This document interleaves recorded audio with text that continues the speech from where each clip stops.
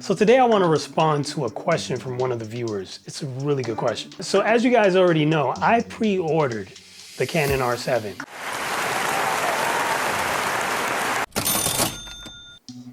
And now the viewer, whose name is Mary, she said, well, right now I'm shooting with a Canon XA11 and I'm using that for weddings. And I saw one of your videos about the C100 Mark II.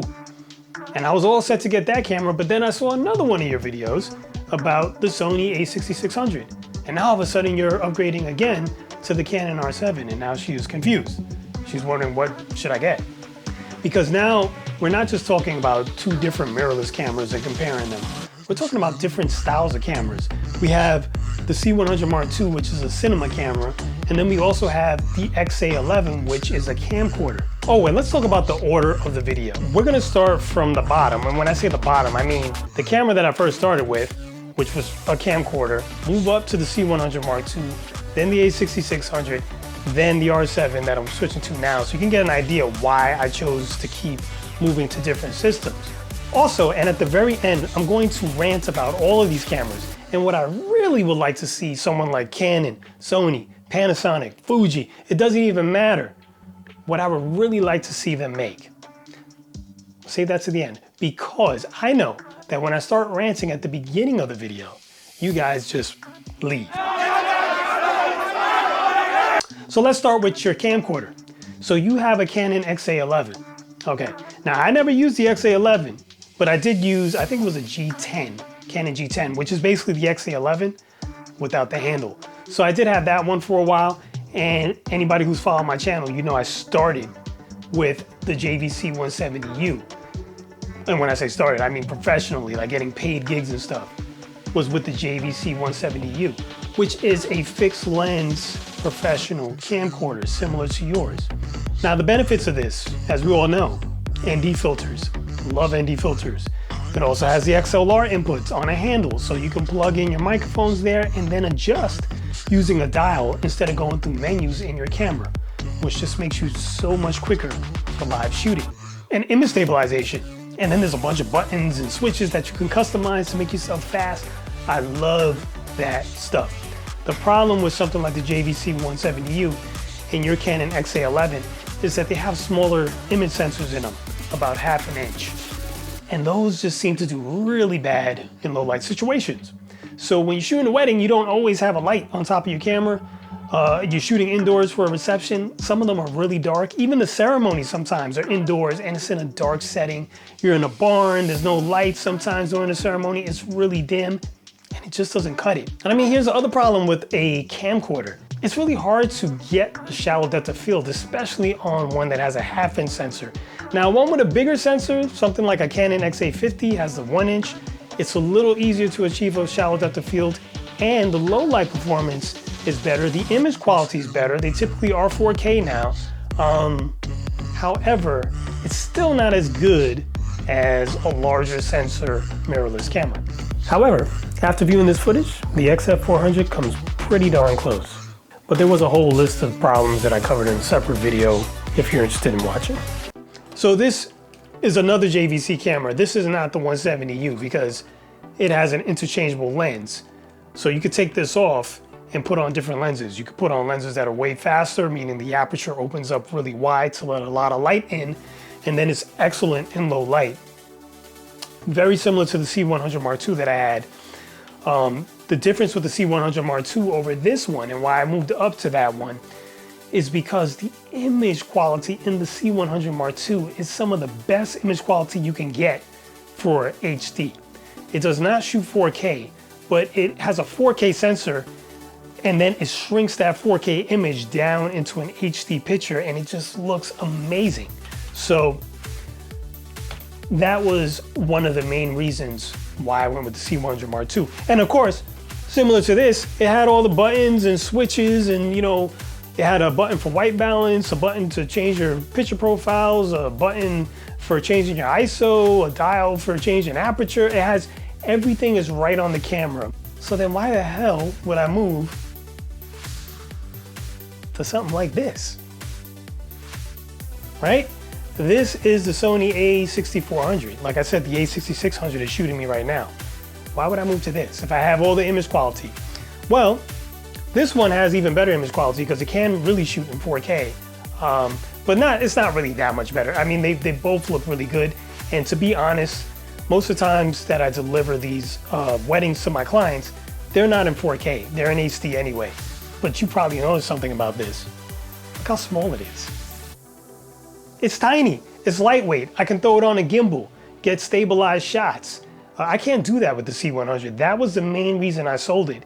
It's big and it's heavy. It's bigger than that JVC camera I just showed you in terms of weight. So if you want to float it on something like a gimbal, they do make them, but then you're carrying this ginormous thing around. I'm shooting a wedding that can be anywhere from, you know, it could be 6 hours or it can be up to 10 hours long. I don't want to carry that big heavy thing. Most of the time, I never use it on a gimbal. I used to put it on a monopod. When you put on a zoom lens, it really gets heavy when you have it on a monopod, and just carrying that around all day. Most days I'm standing for the entire day. As you probably know, Mary, because you shoot these too, you don't get to sit for a very long period of time. And you're constantly holding this thing up. Even on a monopod, it still really, really hurts my back. And I really got sick and tired of that. So the A6600 now has image stabilization built into the camera. So you're not just getting it from the lens, you also get it from the camera. It's not the greatest, but it is good. So it's good on a monopod. It's certainly really good on a gimbal, really steady shots. The additional 4K shooting on it as well. So that's some of the reasons why I upgraded to the A6600. So then now why would I upgrade from something like the A6600 to the R7, right? Because they're really both small cameras, right? They both can shoot 4K. You know, they both have image stabilization, but here's the deal. And I kind of addressed this in the video that talked about why I chose the GH5 Mark II over the GH6 just to return it for a Canon R7.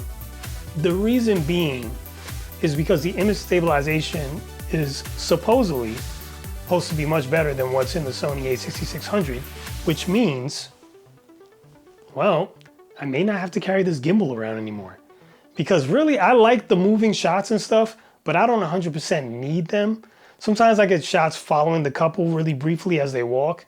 This does excellent for that. Sometimes if I'm shooting a room, empty room, I might revolve around a table, I might walk down an aisle for a ceremony. This comes in handy for that. But can I do that with the R7? I'm very curious, because I might. With the image stabilization that's in there, if I walk really, really, really slow, can I pull it off? And I think I can. Another reason is it has 4K 60 in it, right? The Sony A6600 doesn't. And of course, with the 4K 60, there is no crop. So 4K 24, no crop. Here's 4K 30 with the crop. Not only is there a crop, but the rolling shutter with the Sony, you get all this thing going. Like when you pan too fast, you're getting all this. I'm hoping that the rolling shutter on the R7 is not as bad. Who knows? It might be. The other reason is the flip screen on the Canon R7. Now for you, you're planning to use this solely for weddings. I also do these YouTube videos. And like I said, I'm using the A6600 right now. I can't even use the flip up screen on it because on the top of there, I have my receiver for the DJI microphone system. So I can't flip it up. So then I have to use an external monitor. Well, if I had the Canon R7, the screen flips out to the side and flips toward me. So I could use that screen and not even have to use the external monitor. It's just less things to set up. And I'm going to be doing a review of the DJI microphone system, so you should see a card above if that video has been released. Plus, the touchscreen on the R7 is more functional than the Sony. The Sony's touchscreen only works for focusing. You can't access the menus. I can't change aperture. I can't change shutter.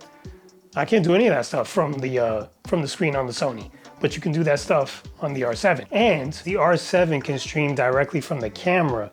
So that's a big feature for me too, because I have streamed some ceremonies. And the other thing too is it has a dual card slot, just like your camcorder has, just like the C100 Mark II had. I like having 2 card slots so I can have a backup recording at the same time. I'm like the guy from Camera Conspiracy. All I want is a perfect camera. All I want is a perfect camera. All right, so you guys know what time it is? It's rant time. Boom. Do-do-do-do-do-do. So here's the rant.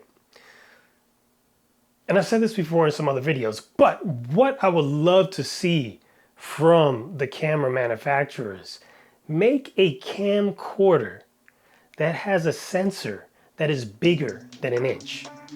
Please give us micro four thirds.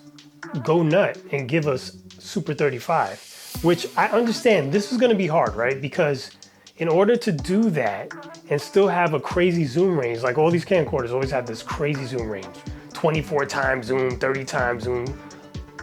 I don't need that. Like, it's too much anyway. I don't need to zoom into 600 millimeters. That's a lot.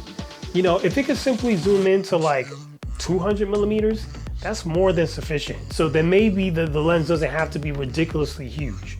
And maybe it can be like a constant f4 instead of having to be, you know, f1.8 to f, you know, 5.6 like most of them are. It's usually, you know, it's really wide when you zoomed all the way out. Excuse me, it's really bright when you zoomed all the way out. But as soon as you zoom in just a little bit, it closes down a lot. And then because you're using such a small sensor, the low light performance is just terrible at that point. So can we design something that maybe has a somewhat fast aperture, a decent zoom range, but a really big sensor so you get that better low light performance, and you still have the ability to blur a background if you want? Because those things are important to me. I don't know about you guys, maybe you don't care. I still want that stabilization. I still want the ND filters in there. I still want that XLR handle so I can plug in my microphones. I still want all of the buttons and the dials that I can customize to make myself as fast as I can humanly be when I'm at these weddings. A camcorder is definitely the best thing. So that's my rant. It's really quick. So there it is. There are the reasons why I keep stair-stepping to different cameras. You might not need an R7. You might need something totally different. You might need a different type of camcorder. Maybe a 1-inch camcorder might do better for you. Who knows? You know, it just kind of goes in with the way you like to shoot. Make sure you subscribe to my channel, because when the Canon R7 comes, I'm going to be doing a bunch of tests. Because like I said, I am curious about that image stabilization. I am curious about the low light performance. I am curious about the battery performance. I'm just curious about a whole lot of things when it comes to this camera. And I'm gonna share all those things on this channel, so make sure you subscribe. And if you found this video helpful, useful, whatever, make sure you give it a like. There's always links down below for anything that I'm talking about in the videos, as well as the cameras that are used to record me and making these videos. So go ahead and check those out. They're affiliate links, so if you click on them and you purchase, I will get a small percentage of that. That doesn't cost you anything extra, just so you know. As always, I'm Mike Turner. Thanks for watching, and I guess I'll see you soon.